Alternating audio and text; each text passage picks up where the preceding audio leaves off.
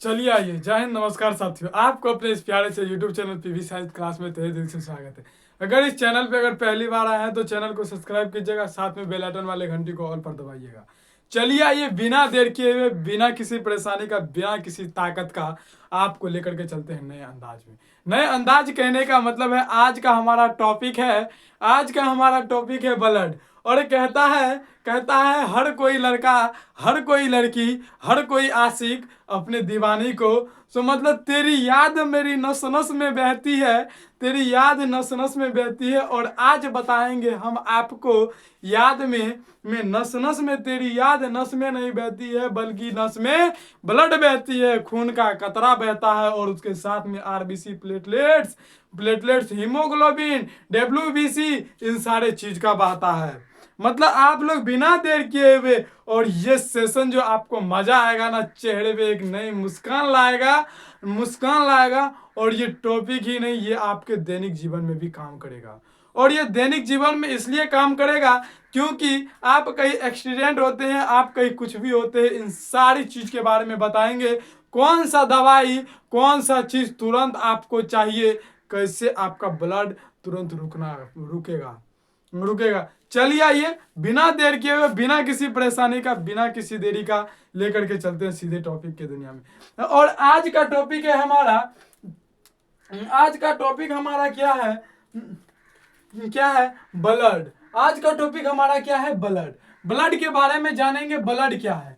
Blood एक प्राकृतिक collide है। ब्लड क्या है? एक प्रकार का प्राकृतिक कोलाइड है। कोलाइड के बाद देखिएगा ब्लड और क्या है, तो संयोजी उत्तक है। ब्लड क्या है? संयोजी उत्तक। संयोजी उत्तक क्या होता है? एक दूसरे के, मतलब ब्लड एक दूसरे से कनेक्टेड है। मतलब ब्लड ना तो हमारे शरीर में कुछ होता है, बल्कि ये क्या है, एक दूसरे से कनेक्ट है। और ब्लड के अध्ययन को क्या कहते हैं? हीमेटोलॉजी। ब्लड के अध्ययन को क्या कहते हैं? हीमेटोलॉजी।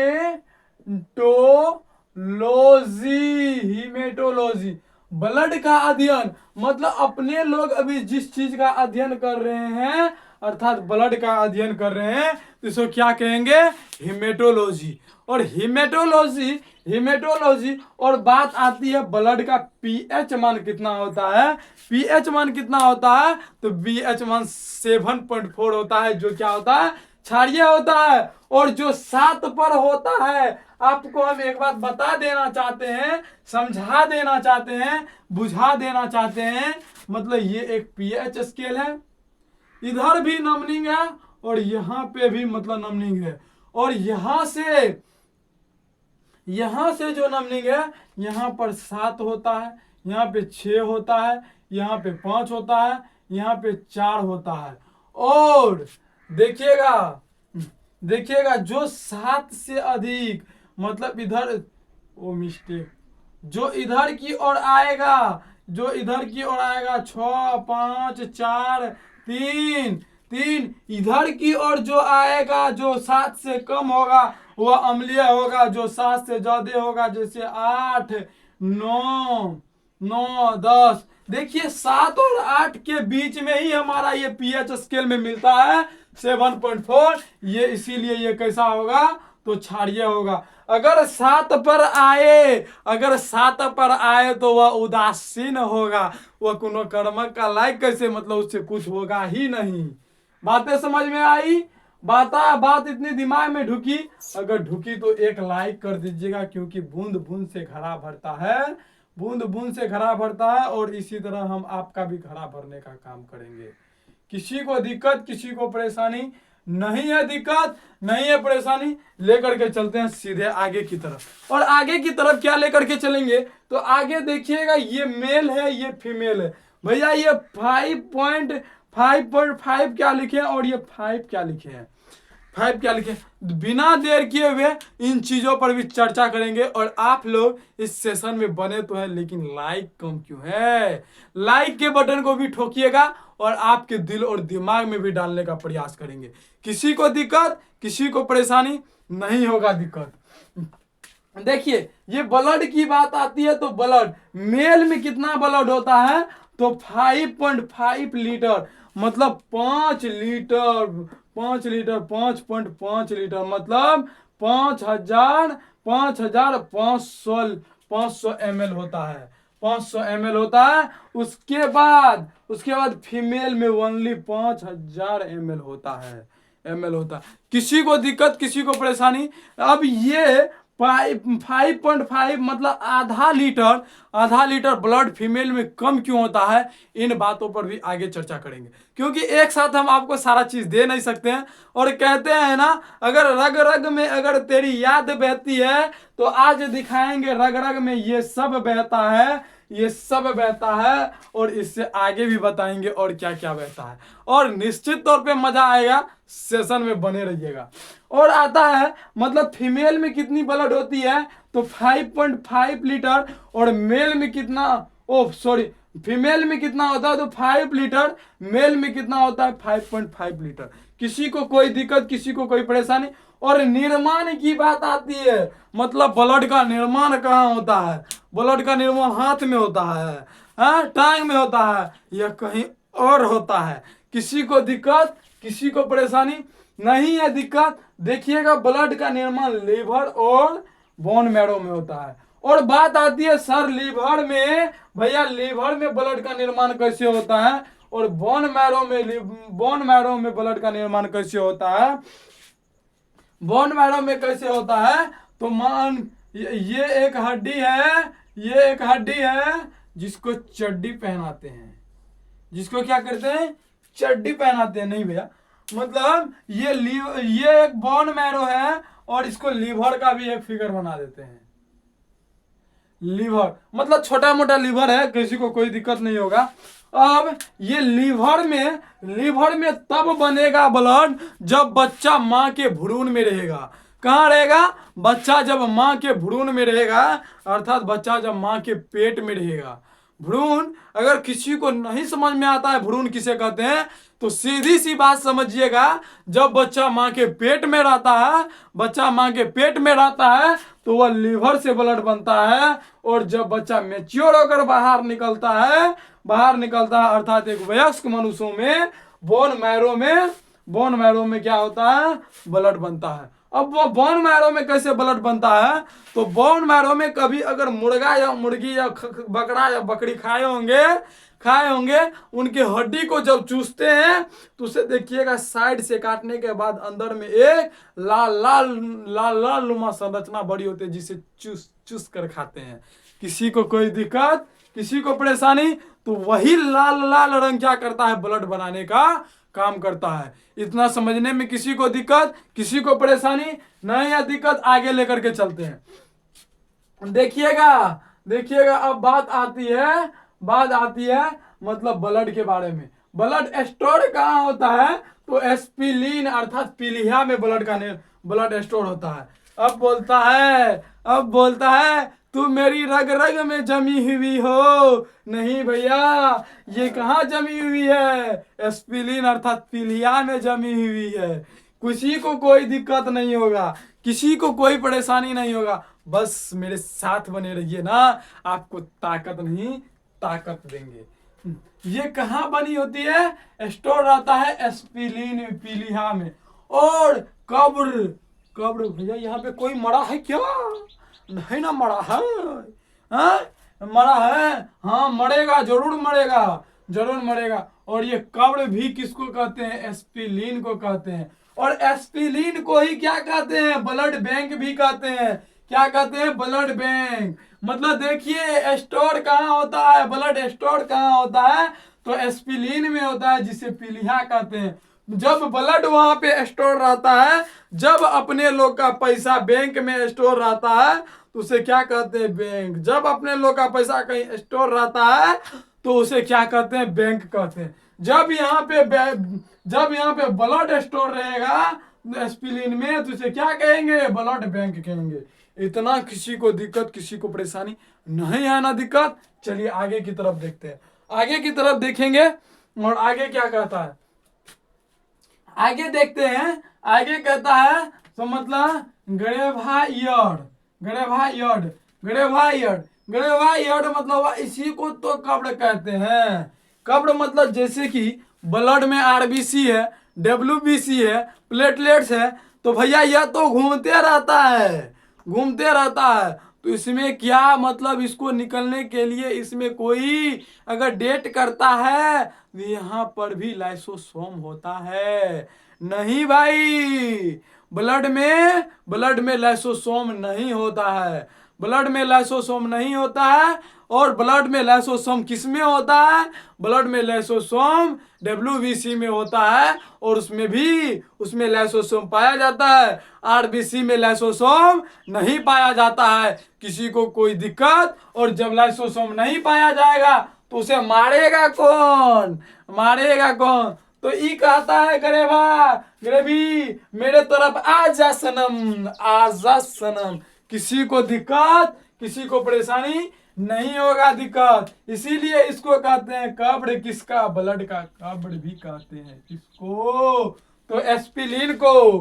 किसी को दिक्कत, उसके बाद कहता है कोलेस्ट्राइल। कोलेस्ट्राइल क्या होता है? एस्पिरिन में ही कोलेस्ट्राइल नाम की एंजाइम होता है जो चिपचिपा होता है, जो चिपचिपा होता है। इसमें से आरबीसी को मतलब अपने ओर सटा के रखता है। और यह कितना होता है अपने शरीर में? 200 ग्राम, 200 ग्राम या 200 डेसिमल। किसी को दिक्कत, किसी को परेशानी। उसके बाद आता है हीमोग्लोबिन। हीमोग्लोबिन पे चर्चा करते हैं। हीमोग्लोबिन ही अपने मतलब मानव में, मतलब मेल में 14 ग्राम डेसिमल होता है। मतलब एक कप, मतलब अगर ब्लड निकालेंगे तो उसमें कितना होगा? 14 ग्राम डेसिमल ब्लड में हीमोग्लोबिन पाया जाएगा। और यह क्या करेगा? मेल में 13 ग्राम डेसिमल पाया जाएगा।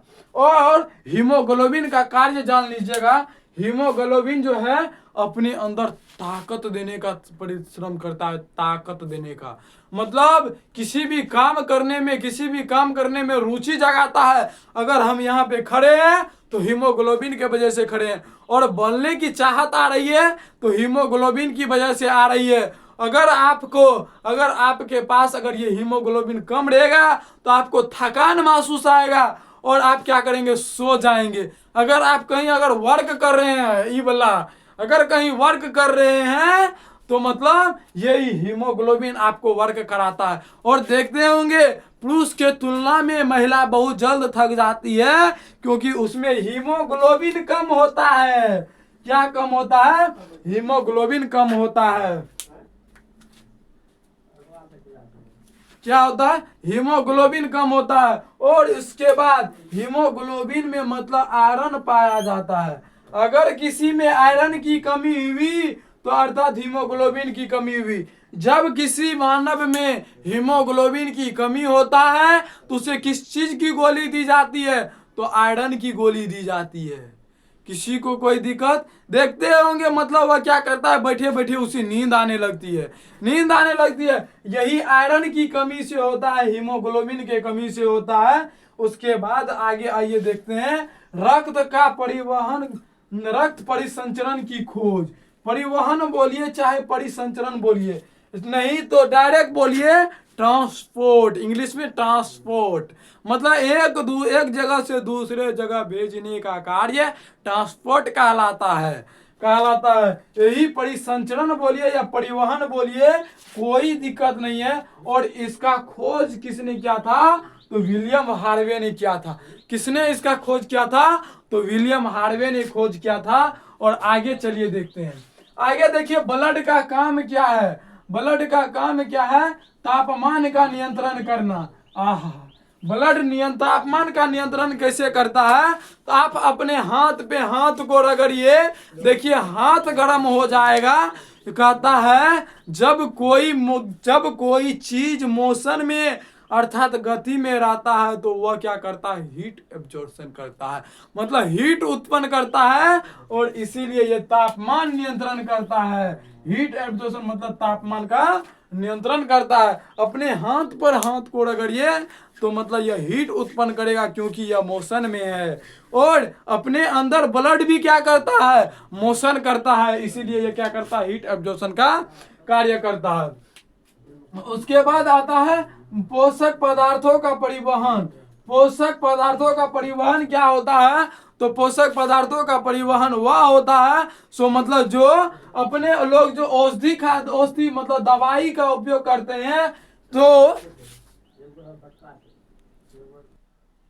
चलिए आइए देखते हैं पोषक पदार्थों में परिवहन। पोषक पदार्थों में परिवहन कहने का मतलब हुआ, पोषक पदार्थों में परिवहन कहने का मतलब ये हुआ, अगर हम लोग औषधि या दवाई अगर कुछ खाते हैं तो वह क्या करता है? अपने एक शरीर से एक जगह से दूसरे जगह ले जाने का काम करता है। कौन? तो ब्लड। किसी को इतना समझने में दिक्कत परेशानी नहीं होगा दिक्कत। और अपने लोग जो भोजन खाते हैं उसको भी पचाकर ब्लड ही एक जगह से दूसरे जगह ले जाता है। किसी को दिक्कत? उसके बाद क्या करता है? गैसों का परिवहन। गैसों का परिवहन कहने का मतलब हुआ तो मतलब अपने ब्लड में हीमोग्लोबिन होता है।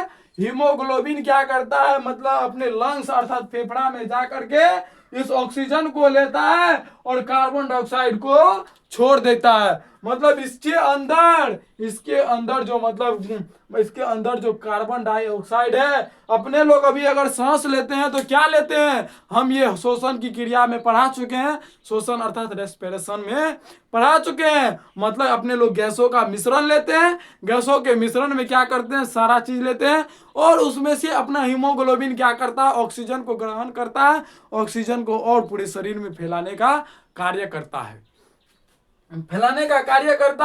उसके बाद हीमोग्लोबिन क्या करता है? ऑक्सीजन मतलब गैसों का परिवहन करता है।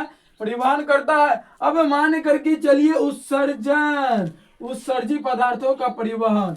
अब मान करके चलिए कोई ब्लड मर गया, वही चीज तो यहाँ पर बताए थे उत्सर्जी। अगर कोई ब्लड जैसे कि RWBC मर गया, प्लेटलेट्स मर गया, कोई भी चीज मर गया तो वह क्या हो गया? अपने शरीर के लिए बेकार हो गया। उसका भी उत्सर्जी करता है, मतलब परिवहन करता है एक जगह से दूसरे जगह लेकर के जाने का। मान करके चलिए यहाँ पे अपना बॉडी में मतलब WRBC डेट किया तो यह ब्लड के साथ कहाँ जाएगा? एस्पिलिन में जाएगा। और एस्पिलिन में क्या करेगा? ग्रेवी उसको खींचेगा अपनी ओर, खींच करके क्या करेगा? उसका मतलब उसको मार देगा, उसको बाहर निकालेगा शरीर से। किसी को दिक्कत, किसी को परेशानी इतना समझने में नहीं है दिक्कत, तो बने रहिए। ब्लड का भाग क्या होता है, इन चीजों के बारे में चर्चा करेंगे। ब्लड के कितने भाग होते हैं? तो ब्लड के 2 भाग होते हैं। पहला होता है ठोस भाग, दूसरा होता है तरल भाग। भैया ठोस भाग और तरल भाग, ब्लड तो लिक्विड फॉर्म में दिखाई देता है, लेकिन ये ठोस कहाँ से आ गया और ये तरल कहाँ से आ गया? बातें इसी चीज को तो हम लाला कॉन्सेप्ट क्लियर करने के लिए आए हैं। कॉन्सेप्ट क्या है? इन चीजों के बारे में देखना। कॉन्सेप्ट है प्लाज्मा जो है अपने ब्लड में तरल रूप में पाया जाता है। और WBC RBC प्लेटलेट, इन सारा चीज क्या होता है कि इन चीजों में ठोस फॉर्म में पाया जाता है। और ये जो तरल भाग है, तरल भाग में भी घुलनशील गैस होता है, प्रोटीन होता है, हार्मोन होता है, लेकिन सबसे ज्यादा तो प्लाज्मा में तरल भाग होता है। तरल भागों में 90% से 92% जल होता है। क्या होता है? जल होता है। 90% से 92% तक जल होता है। बाकी में प्रोटीन होता है, दूसरा हार्मोन होता है, उसके बाद WBC होता है, तो तरल में आ गया ये। इसके बाद ठोस में, तो ठोस में बात करेंगे तो ठोस में क्या आता है अपने लोगों का? मतलब WBC RBC WBC प्लेटलेट्स। किसी को समझने में इतना दिक्कत परेशानी नहीं है, दिक्कत तो नहीं है, परेशानी तो चलिए आगे देखते हैं। उसके बाद देखिएगा मतलब RBC का वैज्ञानिक नाम होता है एरिथ्रोसाइट।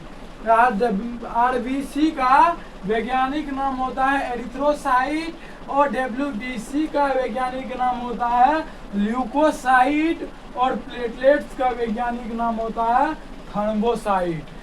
क्या होता है? RBC का वैज्ञानिक नाम होता है एरिथ्रोसाइट और WBC का वैज्ञानिक नाम होता है ल्यूकोसाइट, और प्लेटलेट्स का वैज्ञानिक नाम होता है थर्मोसाइट। और आरबीसी की संख्या कितनी होती है? तो 15 लाख या 5 मिलियन, 15 लाख या 5 मिलियन, 5 मिलियन। और ये जीवित कितने दिन तक रहता है? तो 120 दिन तक जीवित रहता है। और दूसरा देखिएगा, WBC की संख्या कितनी होती है? WBC की संख्या 10,000 होती है। और ये जीवित कितने दिन रहती है? 4 दिन रहता है। और थर्मोसाइट की संख्या 2 लाख होता है, और ये जीवित कितने दिन तक रहता है? 7 दिन तक रहता है। इतना समझने में किसी को दिक्कत, किसी को परेशानी नहीं है? दिक्कत नहीं है, परेशानी तो लेकर के चलते हैं आगे की तरफ।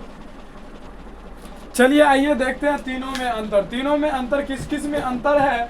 आरबीसी, WBC और प्लेटलेट। WBC, आरबीसी और प्लेटलेट्स में क्या अंतर है? इन चीज़ों के बारे में हम क्या करेंगे? चर्चा करेंगे। और चर्चा करने का मतलब होता है, आकार की पहले बात करें तो आकार कैसा होता है? तो आकार गोलाकार होता है। आरबीसी का आकार कैसा होता है? तो गोलाकार होता है, गोलाकार होता है। और जिस तरह से पेड़ा में चपटा होता है, मम्मी लोग गोलका गोलका पेड़ा बना करके जैसे उंगली लेके चपटा कर देता है, उसी आकार का होता है आरबीसी। और ऊंचाई पर जाने से आकार बढ़ जाता है। मतलब आरबीसी ऊंचाई पर जाने के बाद उसके आकार में क्या होता है? वृद्धि हो जाता है, मतलब वो आकार बड़ा हो जाता है उसका। और क्या होता है? लाइसोसोम। हम इससे पहले भी बताए थे, लाइसोसोम नहीं होता। लाइसोसोम नहीं होता है, जिसके कारण यह क्या करता है? एस्पिरिन कहाँ पे होता है? तो अपने पेट में सबसे नीचे होता है। एस्पिरिन क्या करता है? आरबीसी को मरने के बाद या स्टोर करने का काम करता है। उसके बाद केंद्रक भी नहीं होता है आरबीसी में केंद्रक भी नहीं होता है, जिसके कारण इसका डीएनए संरचना नहीं पता चल पाता। और बात आती है रुधिराणु का 95%। मतलब रुधिराणु मतलब हुआ ठोस भाग को ही मतलब दूसरा नाम क्या कहते हैं? रुधिराणु का 95%, रुधिराणु का 95% क्या होता है? रुधिराणु का मतलब ठोस भाग का 95% क्या होता है? आरबीसी होता है। जैसे कि हम आपको लिखाए थे 5 मिलियन के बाद लिखाए थे 2 लाख। उसके बाद क्या लिखाए थे? उसके बीच में लिखाए थे WBC का लिखाए थे 10,000। बताइए इस सभी में सबसे ज्यादा किसका है? 5 मिलियन है। 5 मिलियन है, इसीलिए मतलब रुधिराणु क्या होता है? मतलब रुधिराणु का 95% भाग आरबीसी होता है। किसी को समझने में किसी को दिक्कत? उसके बाद कहता है ब्लड से आरबीसी, ब्लड में आरबीसी उपस्थित रहता है, आरबीसी में हीमोग्लोबिन उपस्थित रहता है। हीमोग्लोबिन अगर हीमोग्लोबिन घटता है तो क्या होता है? एनीमिया रोग होता है। हीमोग्लोबिन के घटने से क्या होता है? एनीमिया रोग होता है। और एनीमिया रोग, ये क्वेश्चन बार बार बनता है, एनीमिया रोग कहाँ होता है? तो अगर ऑप्शन में हीमोग्लोबिन रहे तो हीमोग्लोबिन मारिएगा, अगर हीमोग्लोबिन ना रहे, आरबीसी रहे तो आरबीसी में मारिएगा, अगर आरबीसी भी ना रहे, अगर ब्लड रहे तो ब्लड में मारिएगा। अब बात आती है, अगर भैया ये तीनों रहे तो हम लोग क्या मारेंगे? हीमोग्लोबिन में मारेंगे। किसी को दिक्कत, किसी को परेशानी नहीं है? दिक्कत। उसके बाद देखिएगा आकार, वो WBC का आकार अनिश्चित होता है। अनिश्चित होने के कारण ही इसका रंग कोई नहीं होता है, रंगहीन होता है।